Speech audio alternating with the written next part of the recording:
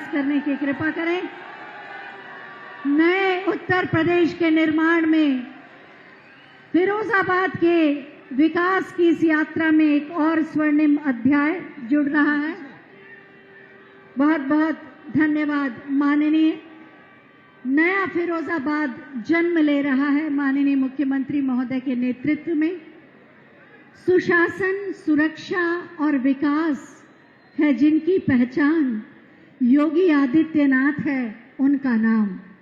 नए भारत के नए उत्तर प्रदेश के शिल्पकार, उत्तर प्रदेश को विकास की नई ऊंचाइयों तक ले जाने वाले माननीय मुख्यमंत्री महोदय से बहुत ही आदर के साथ हम अनुरोध करेंगे कि एक बार पुनः हमारा मार्गदर्शन करें, आप सबकी जोरदार तालियों के साथ।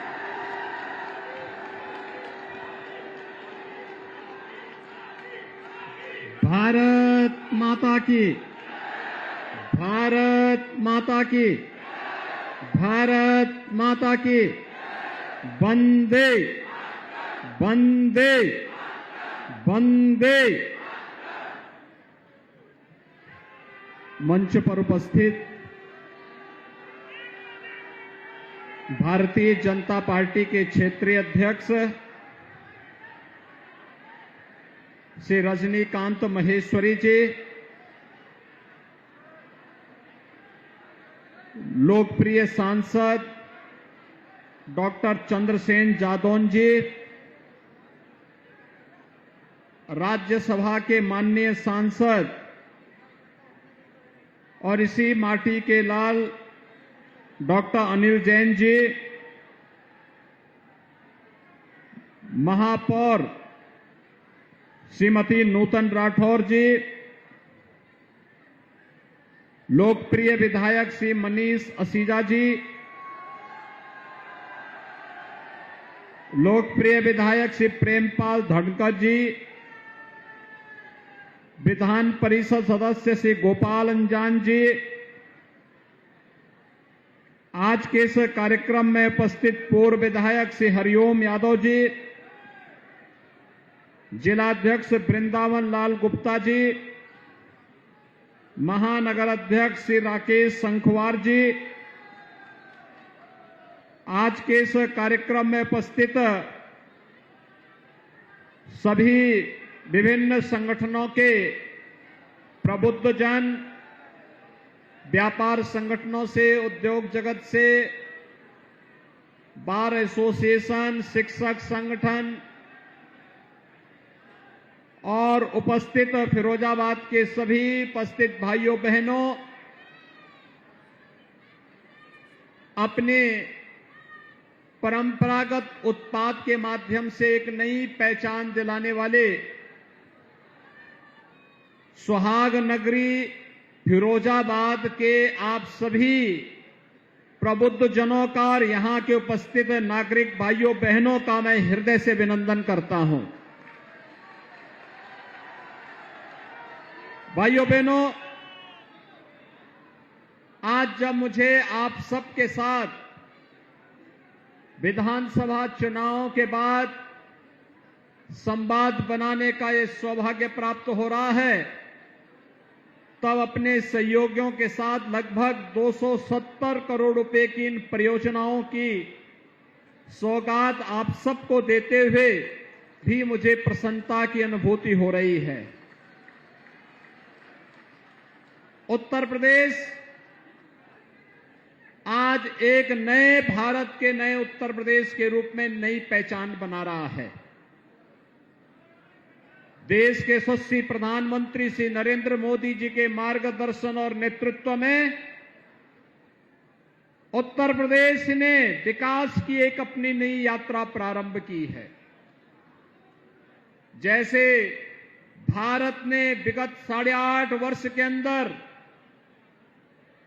दुनिया के अंदर अपनी एक नई पहचान बनाई है,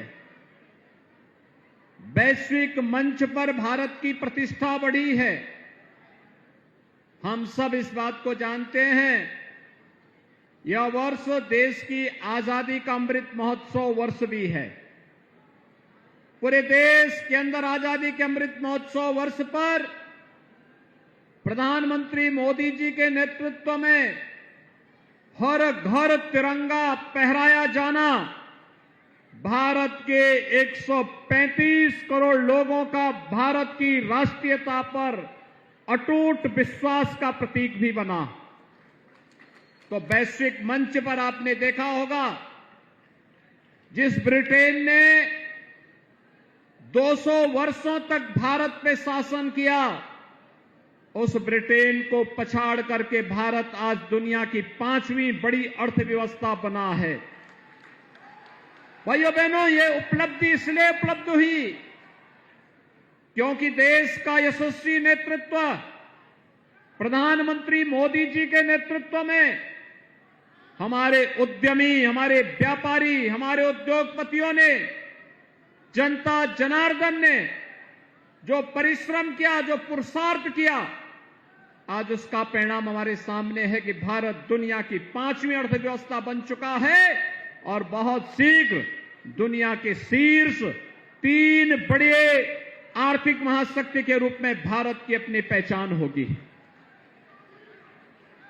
दुनिया के G20 के देश, वे 20 बड़े देश जिनका दुनिया के 80% संसाधनों पर अधिकार है, अगले 1 वर्ष के दौरान प्रधानमंत्री मोदी जी के नेतृत्व में विश्व शांति, सौहार्द और समृद्धि की रणनीति तैयार करेंगे। भारत को आजादी के अमृत महोत्सव वर्ष में सौभाग्य मिलना हर भारतवासी के लिए गौरव की बात होनी चाहिए और इसके लिए हम प्रधानमंत्री मोदी जी का हृदय से अभिनंदन करते हैं। भाइयों बहनों, फिरोजाबाद आज अपनी एक नई पहचान बना रहा है। ये पहचान पहले सच था कि यहां के पूर्वजों ने, यहां के लोगों ने ग्लास उद्योग के क्षेत्र में एक नई पहचान बनाई थी। जिन महापुरुषों ने, जिन कारीगरों ने, जिन हस्तशिल्पियों ने फिरोजाबाद को इसका केंद्र बनाया था, मैं उनको नमन करता हूं। लेकिन भाइयों बहनों, समय के अनुरूप लोग राजनीतिक नेतृत्व तो प्राप्त करते गए, लेकिन फिरोजाबाद की इस पहचान को भी मिटाते गए। यहां का आलू किसान हो या यहां का ग्लास उद्योग में लगे हुए हस्तशिल्पी और कारीगर हो, इनको लोगों ने भुला दिया था। लेकिन आज मुझे बताते हुए प्रसन्नता है कि फिरोजाबाद का ग्लास का उद्योग फिर से अपनी एक नई पहचान बना रहा है और आज तो 1000 करोड़ रुपए का एक्सपोर्ट अकेले फिरोजाबाद का ग्लास उद्योग फिरोजाबाद से कर रहा है। उसको तकनीक के साथ जोड़ने, उसको नई सुविधाओं से युक्त माहौल देने, उसे डिजाइनिंग देने और अब उसे हम पैकेजिंग के साथ भी जोड़ रहे हैं। इसके एक्सपोर्ट को बढ़ाने के लिए उत्तर प्रदेश सरकार आपको भरपूर सहयोग करेगी। आश्वासन देने के लिए आज मैं आपके बीच में यहां पर आया हूं। हमें भी खुले दिमाग से फिरोजाबाद को दुनिया के ग्लास के सबसे अच्छे केंद्र के रूप में विकसित करने के लिए अपने आप को तैयार करना होगा। और मुझे प्रसन्नता है, जब भी हमें किसी विदेशी अतिथि के लिए कोई ऐसी उत्पाद देनी होती है तो मैं मनीष ससीजा से कहता हूं कि भाई फिरोजाबाद की आइटम इस बार हम लोग देंगे, आप वहां से कोई एक आइटम लेके आओ। यानी वो पहचान बनती है जिले की। और भाइयों बहनों, आज मैं आपके पास आया हूं यही कहने के लिए, हमारी परंपरागत पहचान को डबल इंजन की सरकार जहां आगे बढ़ाने का कार्य कर रही है, तो मैं फिरोजाबाद वासियों का अभिनंदन करूंगा कि पिछली बार स्थानीय निकाय के चुनाव हुए थे, डबल इंजन के साथ उन्होंने ट्रिपल इंजन को भी जोड़ने का काम किया था और फिरोजाबाद में पहली बार मेयर के चुनाव हुए थे और भारतीय जनता पार्टी का झंडा लहराया था आपने। परिणाम सामने है। फिरोजाबाद को स्मार्ट सिटी मिशन के अंतर्गत अनेक सौगातें मिली। स्मार्ट रोड का मिला, इंटीग्रेटेड ट्रैफिक मैनेजमेंट का मिला। आज हम ITMS को सेफ सिटी के साथ जोड़ रहे हैं। और भाइयों बहनों, जिस दिन ये परियोजना पूरी हो जाएगी उस दिन फिरोजाबाद के अंदर आप देखना, उत्तर प्रदेश में अपराधी पहले प्लान कर गए हैं, फिर भी अगर जहां कहीं कोई चंड-मुंड निकलने का प्रयास करेगा और किसी ने किसी व्यापारी को, राह चलते हुए राहगीर को, बहन बेटियों के साथ कहीं दुर्व्यवहार करने का प्रयास किया और वह अपराध करने के बाद भागने का प्रयास करेगा, तो एक एक गतिविधि कैमरे में कैद होगी। अगले चौराहे तक पहुंचते पहुंचते वो कहीं ढेर हो चुका होगा।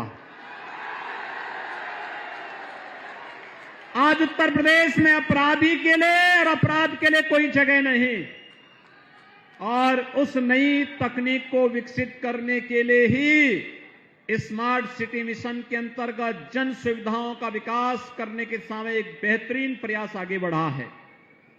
भाइयों बहनों, कौन सोचता था पहले कि ग्रामीण क्षेत्र हो या नगरीय क्षेत्र, हर घर नल की योजना जल जीवन मिशन के अंतर्गत पूरी होनी चाहिए। आज वह सफलतापूर्वक आगे बढ़ रही है। जल जीवन मिशन, हर व्यक्ति को शुद्ध पेयजल की आपूर्ति। शुद्ध पेयजल की आपूर्ति का मतलब आधी से अधिक बीमारी का समाधान। बीमारी पेड़ जनित जितनी बीमारियां हैं या अशुद्ध जल के कारण होती हैं। अगर जल शुद्ध हो जाए तो भाइयों बहनों, दवा का खर्चा आपका आधा समाप्त हो जाए, आधा पैसा आपका वैसे ही बच जाएगा। लेकिन उस दिशा में कोई ध्यान ही नहीं देता था। आज प्रधानमंत्री मोदी जी ने जल जीवन मिशन के अंतर्गत ग्रामीण क्षेत्र के हर बस्ती में, हर घर तक और शहरी क्षेत्र में भी ये सुविधा देने की कार्रवाई की है। हम लोग फिरोजाबाद के अंदर भी हर घर नल की योजना को लागू करने जा रहे हैं। हर घर को, हर व्यक्ति को अधिकार होना चाहिए अच्छी सड़क का, अच्छी स्ट्रीट लाइट का, शुद्ध पेयजल उपलब्ध होने का, अच्छी ट्रैफिक व्यवस्था का। उसको ये बुनियादी सुविधाएं मिलनी ही चाहिए और उसे देने के लिए डबल इंजन सरकार पूरी प्रतिबद्धता के साथ आपको आश्वासन देने के लिए आई है कि आपका अधिकार आपको देने के लिए सरकारें तैयार हैं। हम सब उसके लिए अपने आप को तैयार करें। हर गरीब को मकान मिल जाए। अकेले फिरोजाबाद में 28,000 से अधिक आवास शहरी क्षेत्र में गरीबों को उपलब्ध हुए हैं। 28,000 से अधिक गरीबों को। अनुमान करिए, एक एक आवास में 2.5 लाख रुपया सरकार दे रही है। 1.5 लाख केंद्र सरकार, 1 लाख प्रदेश सरकार। और भाइयों बहनों, हर गरीब को मकान मिल रहा है। अभी मंच पे हम लोग सर्टिफिकेट दे रहे थे लोगों को मकान का। मैंने उनसे पूछा, मैंने कहा कोई पैसा तो नहीं मांगता है? उन्होंने कहा नहीं साहब, पैसा तो हमारे खाते में सीधे आ जाता है, बीच में कोई मांगने की गुंजाइश ही नहीं बची है। आवास के लिए पैसा, स्ट्रीट वेंडर के लिए, ठेला खोमचा रेड़ी लगाने वालों को कोई नहीं पूछता था। आज पीएम स्वनिधि योजना के अंतर्गत बैंक से बिना भेदभाव के ब्याज फ्री लोन की सुविधा उन्हें उपलब्ध करवाई जा रही है। ये पीएम स्वनिधि की योजना है। ग्रामीण क्षेत्र में जो गरीब जहां पे बसा है उस मकान, उस जमीन का मालिकाना अधिकार स्वामित्व योजना के अंतर्गत उसे उपलब्ध कराया जा रहा है। भाइयों बहनों, हर गरीब को 5 लाख रुपए का स्वास्थ्य बीमा का कवर मिल जाए। कोरोना कालखंड में फ्री में टेस्ट, फ्री में उपचार, फ्री में वैक्सीन और फ्री में राशन की सुविधा हर गरीब को बिना भेदभाव के मिल जाए। आप मुझे बताओ, क्या इतनी योजनाएं दी गई? केंद्र और राज्य सरकार इतनी योजनाएं दे रही हैं। बेटी बचाओ बेटी पढ़ाओ के लिए मातृवंदना योजना के अंतर्गत, कन्या सुमंगला योजना के अंतर्गत, सामूहिक विवाह योजना के अंतर्गत, वृद्धावस्था पेंशन, निराश्रित महिला पेंशन, दिव्यांगजन पेंशन। किसी योजना में व्यक्ति का चेहरा देख करके नहीं, सबका साथ और सबके विश्वास की भावना के अनुरूप योजना का लाभ उन्हें उपलब्ध करवाने का कार्य हुआ है। और भाइयों बहनों, जब सरकार किसी की जाति, मत, मजहब, क्षेत्र, भाषा न पूछ करके भारत का नागरिक है तो भारत के संसाधनों पर उसका अधिकार है, और अगर वह पात्रता की श्रेणी में आता है तो सरकार उसको सहयोग करेगी। इस विश्वास के साथ सरकार आज कार्य कर रही है। तो फिर भारतीय जनता पार्टी के साथ ये भेदभाव क्यों हो जाता है कभी कभी? और इसीलिए मैं आपसे कहने के लिए आया हूं, योजनाओं में भेदभाव नहीं है। आज उत्तर प्रदेश दंगा मुक्त हुआ है, कोई दंगा नहीं, कोई उपद्रव नहीं, कोई अराजकता नहीं, हर व्यक्ति सुरक्षित है। यह पक्ष सुरक्षित, वह पक्ष भी सुरक्षित, कहीं कोई समस्या नहीं। आज विकास की जिस लंबी छलांग को लेकर के उत्तर प्रदेश कार्य कर रहा है, अभी डॉक्टर अनिल जैन जी कह रहे थे, वन डिस्ट्रिक्ट वन प्रोडक्ट के माध्यम से उत्तर प्रदेश का एक्सपोर्ट कई गुना बढ़ा है। उत्तर प्रदेश आज एक्सपोर्ट हब बना है। One district one medical college की तरफ उत्तर प्रदेश बढ़ा है।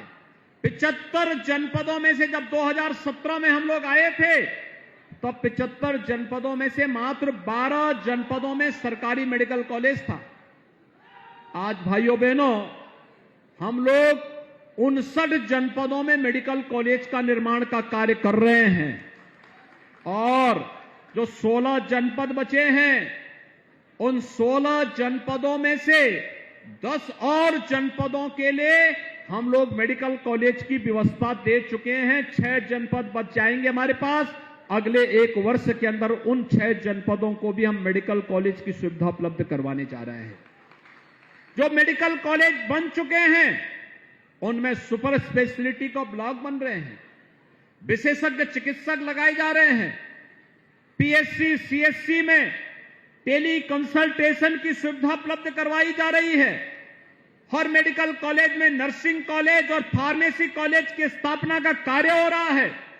हर ग्रामीण क्षेत्र में भी हम लोग ग्राम सचिवालय का निर्माण करते हुए वहां पर रोजगार सेवक के साथ साथ कंप्यूटर सहायक की तैनाती कर रहे हैं।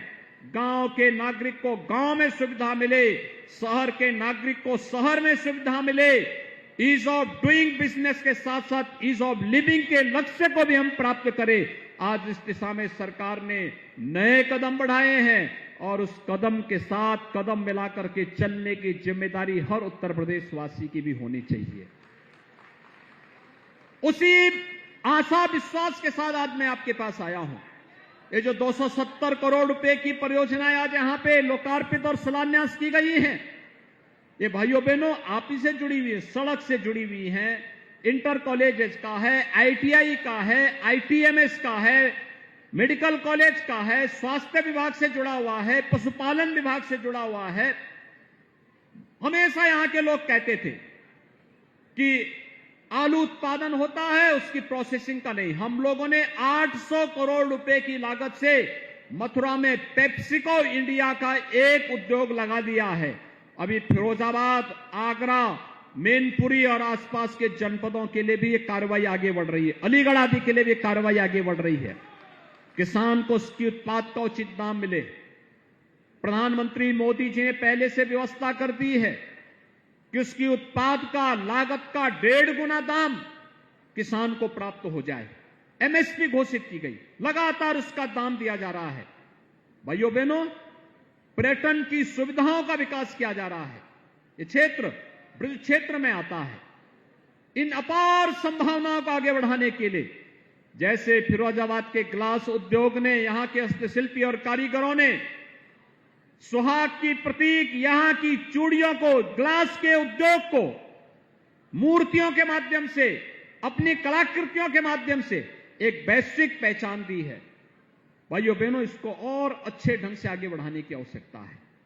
और मैं तो यहां के जनप्रतिनिधियों से, सांसद जी से, विधायक जी से, सबसे कहूंगा कि यहां पर हमें डिजाइनिंग इंस्टीट्यूट के साथ साथ पैकेजिंग इंस्टीट्यूट के लिए भी हमें कार्य करना होगा, क्योंकि ये चीजें इसके साथ जुड़ेंगी। आप देखना, अभी जो 1000 करोड़ रुपए का एक्सपोर्ट यहां का है, पैकेजिंग और डिजाइनिंग के साथ जैसे यहां का उद्योग जुड़ेगा, आप देखना यही 5000 करोड़ रुपए का एक्सपोर्ट यहां से होने लग जाएगा। दुनिया इसकी मांग करेगी।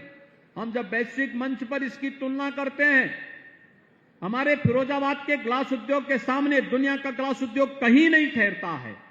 लेकिन हमारे यहां अच्छा स्किल है, लेकिन कहीं ना कहीं हम लोग अपनी ब्रांड को आगे बढ़ाने में कोताही कर लेते हैं।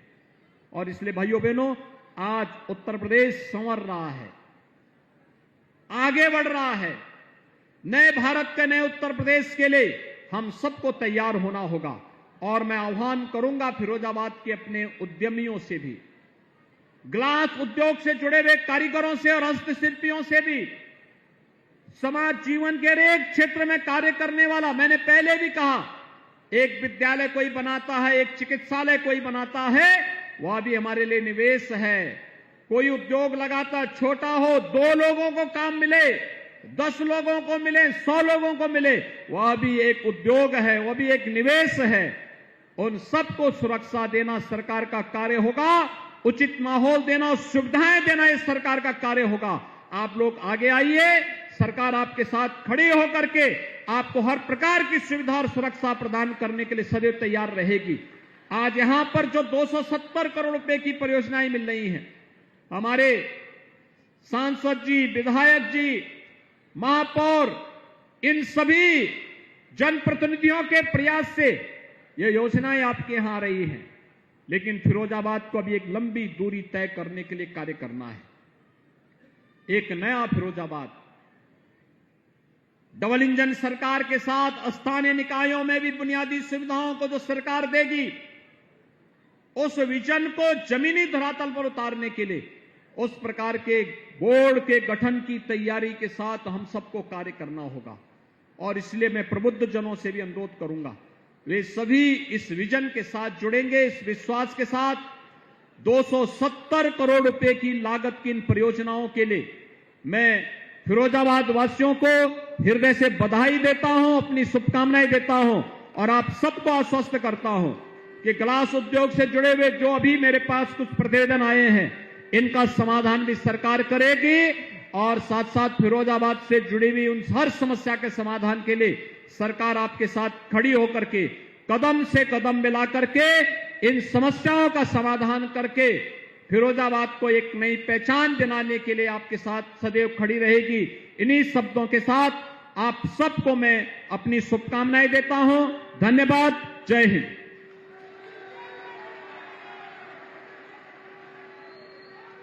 बहुत बहुत धन्यवाद माननीय, आपके प्रेरणादायी उद्बोधन के लिए। फिरोजाबाद का